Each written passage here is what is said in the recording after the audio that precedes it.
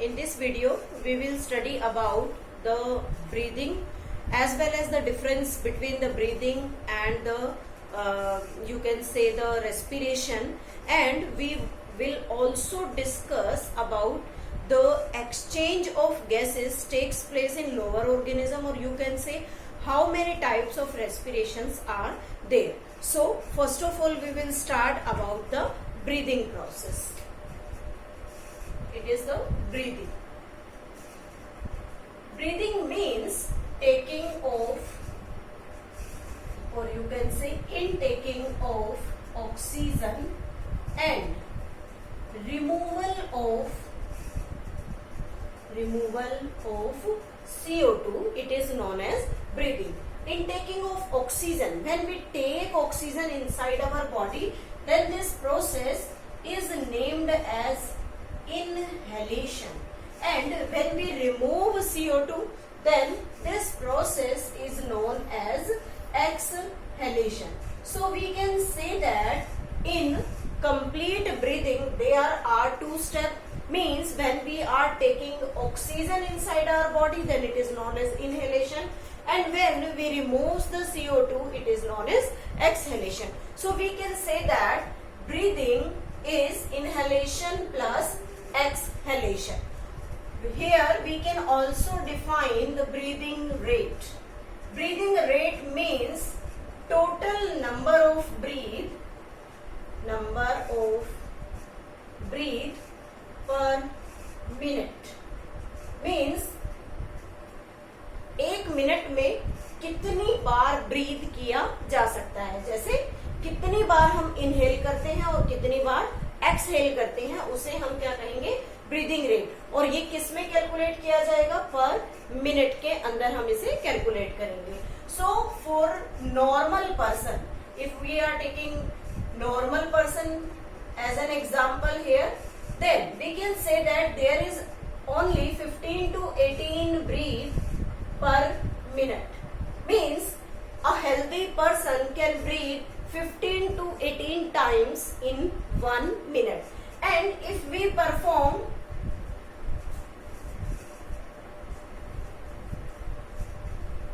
exercise, means we are performing physical exercise, means जब भी हम एक्सरसाइज करते हैं तो क्या होता है, हमारी सांस फूलने लगती है.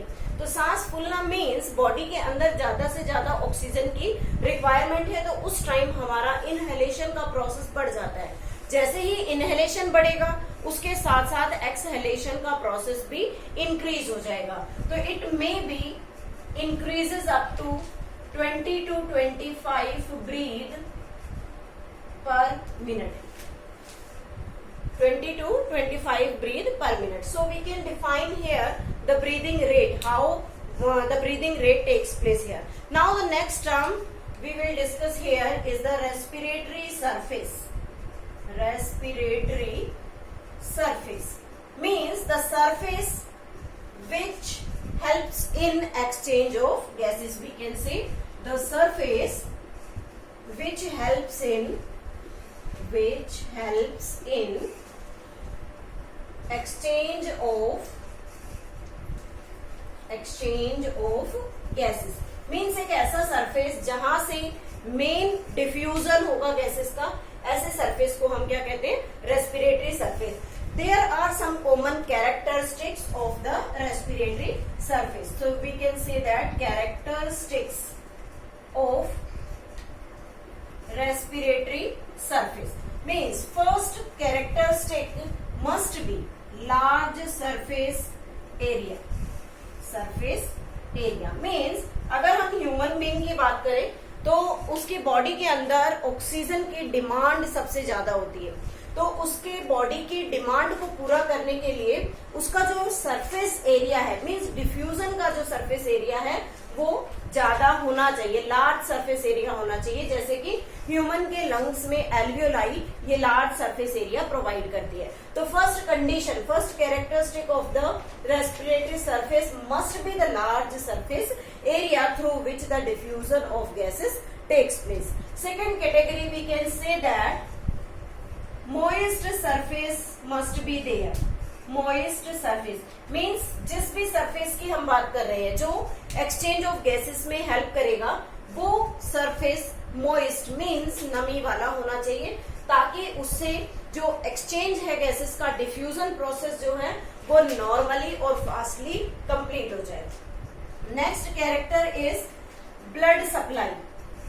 हमारी बॉडी में मेन जो वेस्कुलर टिश्यू है जिसे हम कनेक्टिव टिश्यू कहते हैं दैट इज द ब्लड, और इस ब्लड का काम होता है पूरी बॉडी के अंदर ऑक्सीजन को ट्रांसपोर्ट करना, फूड ट्रांसपोर्ट करना, बॉडी में प्रोड्यूस्ड कार्बन डाइऑक्साइड को इकट्ठा करना और फिर उसे हमारी बॉडी से लंग्स की हेल्प से बाहर निकालना। तो ये सारा प्रोसेस जो है वो ब्लड मीडिएटेड है, मीन्स ब्लड उसमें सेंटर का काम कर रहा है। तो इसलिए जिस भी रेस्पिरेटरी सरफेस की हम बात करें किसी भी ऑर्गेनिज्म में, तो वहां पर ब्लड सप्लाई जरूर होनी चाहिए, ताकि उस ब्लड सप्लाई से हम क्या कर सकते हैं कि जितनी ज्यादा ब्लड सप्लाई होगी उतना एक्सचेंज ऑफ गैसेस ज्यादा होगा। और फोर्थ कैरेक्टर आता है इसका, fourth character is that is first हो गया large surface area, fourth character है थिन परमिएबल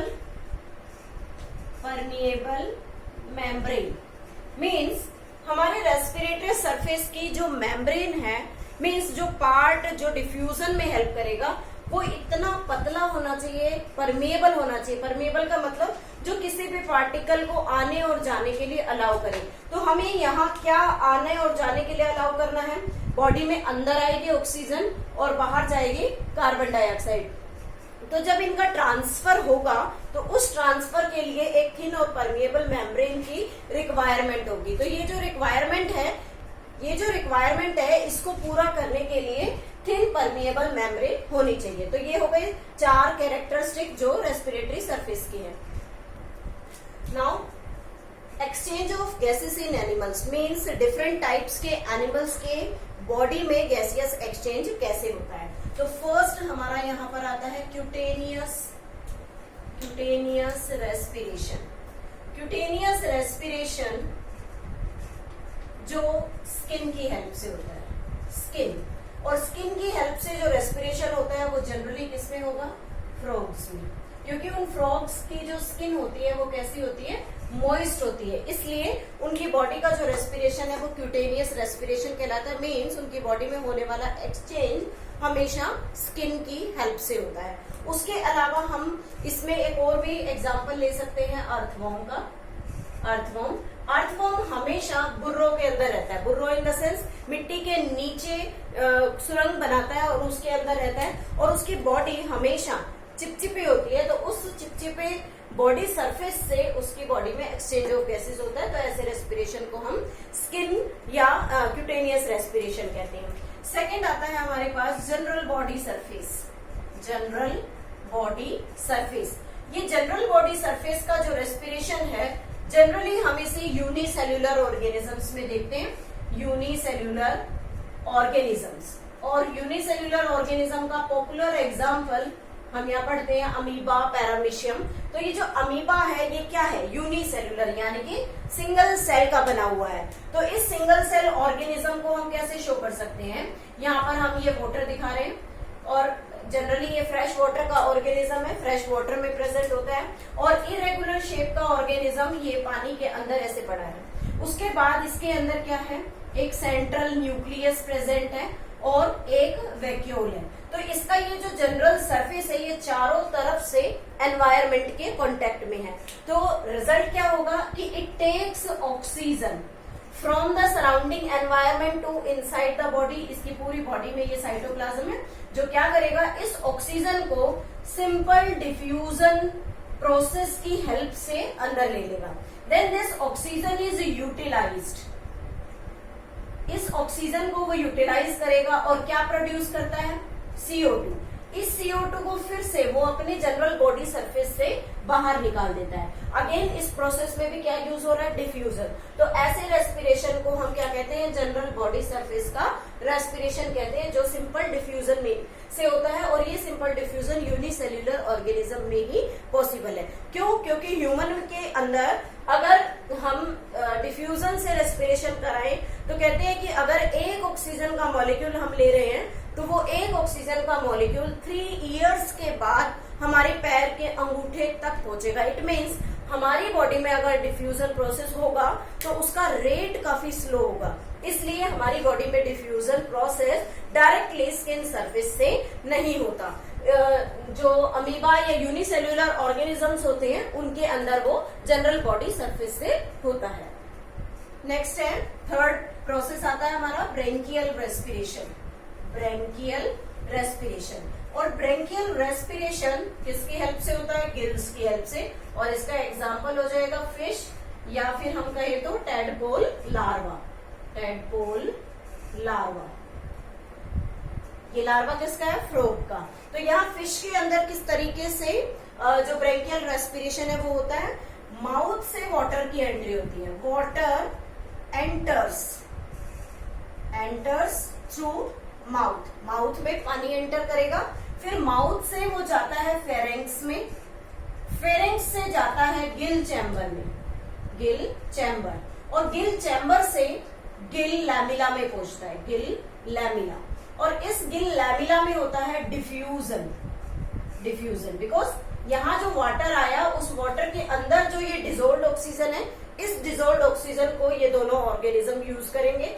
यहाँ से इस ऑक्सीजन का सेपरेशन होगा गिल लैमिला के अंदर, फिर ये जो ऑक्सीजन है ये डिफ्यूज होकर बॉडी के अंदर, ब्लड के अंदर मिक्स होगी, और उसके बाद जो रेस्ट वाटर है वो गिल्स से आउट हो जाएगा। ठीक, तो इस तरीके से ब्रेंकियल रेस्पिरेशन के अंदर रेस्पिरेशन होता है। नेक्स्ट आता है fourth tracheal respiration. Tracheal respiration, tracheal respiration हमेशा इंसेक्ट्स में होता है, और इंसेक्ट्स के अंदर जनरली क्या होता है, उनकी बॉडी पर body have spiracles. Spiracles, spiracles का जो नंबर है वो 10 पेयर होता है, वो लेटरल साइड पर प्रेजेंट होते हैं। फॉर एग्जाम्पल हम ले रहे हैं कि ये कॉकरोच की बॉडी है, ये वाली साइड्स जो होती है इसको हम लेटरल साइड कहते हैं। यहाँ पर छोटे छोटे पोर्स प्रेजेंट होते हैं, उन पोर्स से ऑक्सीजन अंदर जाती है, फिर ट्रैकिया के अंदर जाएगी, और फिर ट्रैकिया से ही CO2 आती है और वो पोर्स उसे बॉडी से बाहर निकाल देते हैं। तो 10 पेयर्स स्पाइरेकल्स के होते हैं। फिर ये स्पाइरेकल्स जो है अंदर ट्रैकिया से कनेक्टेड है, और ट्रैकिया ट्रैकियोल से कनेक्टेड होती है, ट्रैकियोल से। तो यहाँ से क्या होगा, यहाँ से स्पाइरेकल्स से क्या अंदर आएगी, स्पाइरेकल से एंट्री होगी ऑक्सीजन की, किसको जाएगी, ट्रैकिया को, फिर ट्रैकिया देगा ट्रैकियोल को, और फिर ये आकर अंदर बॉडी के अंदर डिफ्यूज हो जाएगी। अल्टीमेटली क्या होगा, CO2 प्रोड्यूस होगी। तो अगेन CO2 इस ट्रैकियोल से ट्रैकिया को मिलेगी, ट्रैकिया से स्पाइरेकल को, और स्पाइरेकल क्या करेगा, इस CO2 को बाहर निकाल देगा। This is all about the different type of respiration. One more respiration is there, we will discuss in later videos, because that is based on our body, means the pulmonary respiration which takes place with the help of lungs.